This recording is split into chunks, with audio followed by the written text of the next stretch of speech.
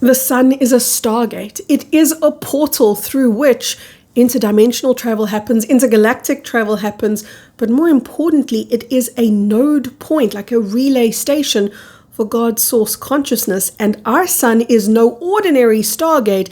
It is one of the biggest hubs in the galaxy. So yeah, we're talking about the sun as a stargate and what that means to you. Why does it matter to you? It's just something out there, right? Because your heart is a stargate. You're made up of a chakric system, because what you see out there is repeated in here. The inner world and the external world are very, very much the same thing, completely interlinked. So when you understand more about that world, you also understand more about this one here. And of course, the sun triggers ascension. So we need to be very mindful of the light codes coming through the sun and how we are interacting with them and how we're being catalyzed by them. Yesterday, I put up a post on YouTube about peace, and somebody said, you know, if we lived in perfect peace before coming here to this life, then why the hell did we ever leave? Like, what were we thinking? Why would we have done this? And I answered and I said, because peace does not equate to growth. Growth equates to peace, but peace does not necessarily facilitate growth. Think about it. If you weren't being catalyzed right now, you also wouldn't be growing right now, because we don't yet have the consciousness to grow from harmony. And even if we did, growth from harmony is entirely possible, but it's entirely slow. We came here for radical growth. We came here to participate in bringing the false matrix back to the organic template that it comes from, the organic universe. And to do that, we had to come here to experience radical growth within us, to be the ripple of that radical growth that would be a part of alchemizing the false matrix back into the organic matrix or the organic universe that we had come from. We knew that ascension was going to be happening on this planet in this lifetime that we're in right now. And we knew that in order for us to participate in ascension, we would need to undergo radical growth, because we looked at the consciousness of the human species before our lifetimes, and we thought, ooh, there's a long way to go between where you guys are and to that big burst of light that is ascension. Now, whether that big burst of light that is ascension, also known as the micronova or the solar flash, whether that happens today or tomorrow or in 10 years' time or even in 20 years' time, when that happens, there is a radical restructuring of the human body, and it shifts from the dense carbon-based vehicle that it is into its light body form. No, that is not a death. That is a life within a life. That is a metamorphosis, the likes of which we have not seen before, at least not in living memory or even in ancient memory. We haven't seen this. We've heard tales of ascension happening to one person, maybe over there, one person possibly over there. But we're looking for a mass planetary ascension, which meant that we were going to undergo radical growth, radical shifts in consciousness. And as the light from the sun comes into our proximity, that switches on the growth within us, because now we need to meet that light and begin the process of deconstructing the false matrix from within. We came here on purpose and with purpose.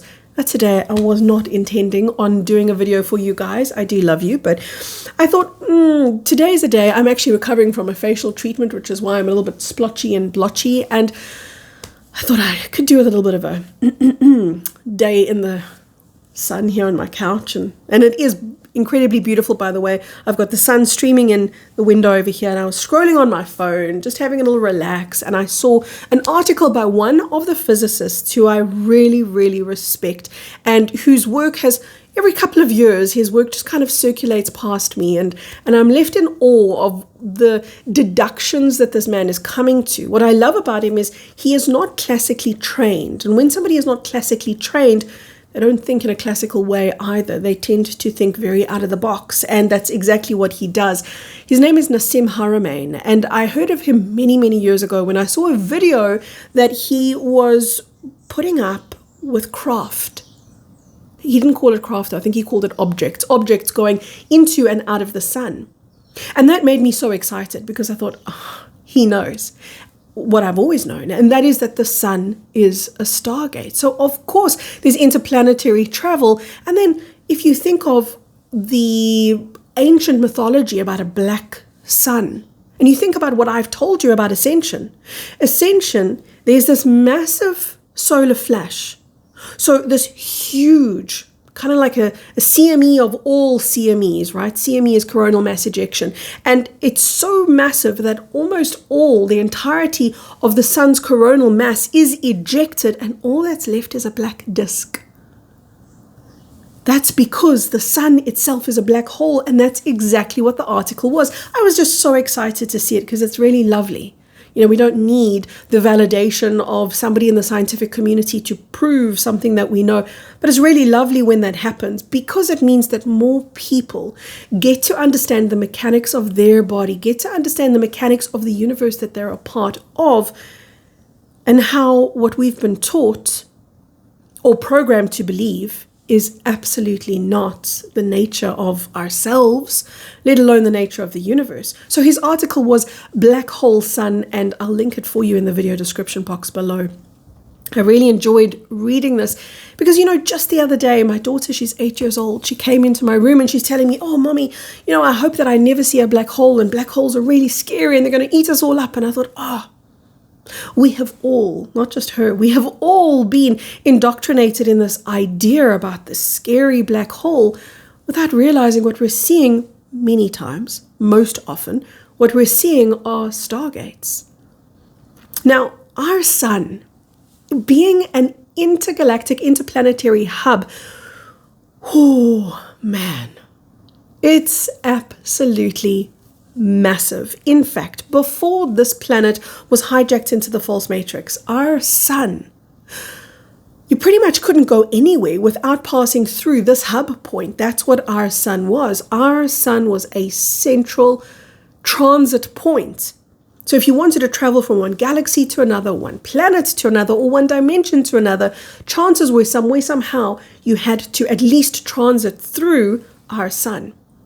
So if you think about a massive airport, and you think about the amount of travel that takes place, intercontinental travel that takes place from a major hub, and then you think about comparatively a small airport, and you think about the small amount of traffic that it conveys, our sun used to, before we became part of the false matrix, our sun used to be exactly that. So we are on the doorstep of greatness, and our planet was an Eden. Because it was in proximity of such a sought after area, our planet had many, many visitors. We were hosts to so many different star beings, so many different races.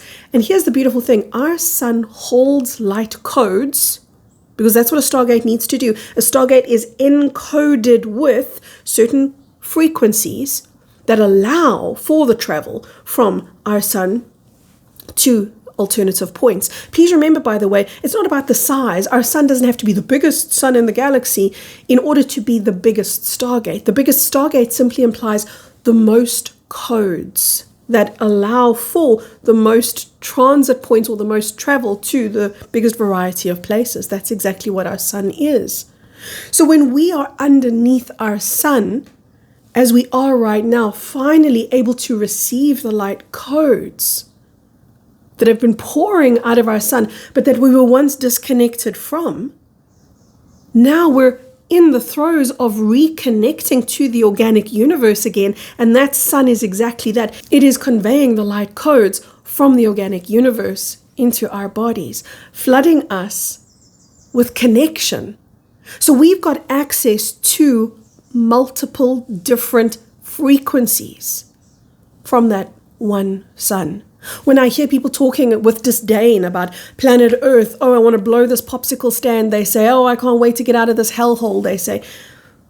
Forgetting then what our purpose is. Our purpose is to restore, not to run away, to restore planet Earth to her original glory, to restore her out of the false matrix back into the organic universe that we started from. If we understand the nature of the sun, and that it is at its center a black hole, then we also understand the nature of our chakras. Your heart chakra is a Stargate, connecting you directly to the heart mind of God. That's what a Stargate does, remember? It is flooding and flushing cosmic light from node point to node point. So you can think of the node point almost as a tap.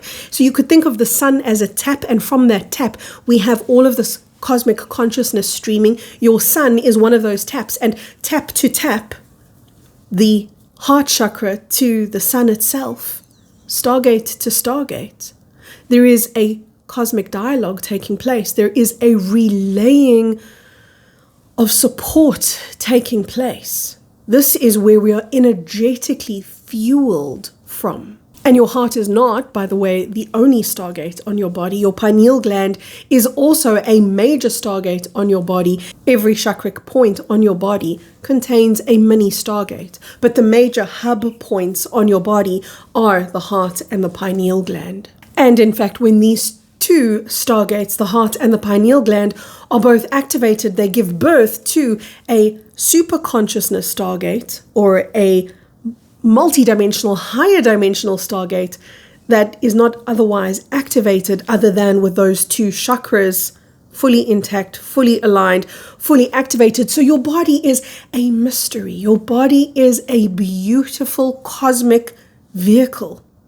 The sun, our particular sun that contains all of these light codes, is what you are in the presence of and bathed in the light of. So hopefully this gives you a new appreciation for where you live, for the organic universe that we're in the process of restoring ourselves to. From my heart all the way into yours. Lots and lots of love, everyone. Bye-bye for now.